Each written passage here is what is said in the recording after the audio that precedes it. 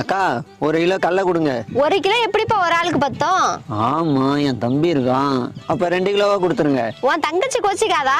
சரி 3 கிலோ கொடுங்க. உங்க அப்பா கஷ்டப்பட்டு உழைக்கிறாரு. 4 கிலோ கொடுங்க. வாய்க்கு ருசியா உங்க அம்மா சமைச்சு போடுறாங்கல்ல. 5 கிலோ கொடுங்க. ஏன்பா உன் குடும்பத்தை பத்தி மட்டும் யோசிக்கிற? நாளைக்கு உனக்கு கல்யாணம் ஆகும், நாளன்னைக்கு புள்ள பிறக்கும். நாளன்னைக்கு எப்படி புள்ள பிறக்கும்? சரி 1 மூட்டை கொடுக்கா. உன்னை பத்தி மட்டும் யோசிக்காத.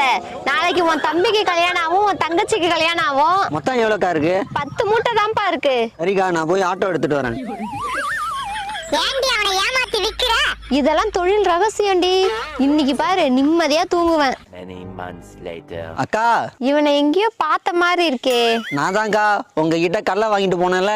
இப்ப கடலை மிட்டாய் பிசினஸ் ஆரம்பிச்சிட்டேன். மாசம் 1 லட்சம் ரூபாய் சம்பாதிக்கிறேன். எல்லாம் உங்க கை ராசி தான்.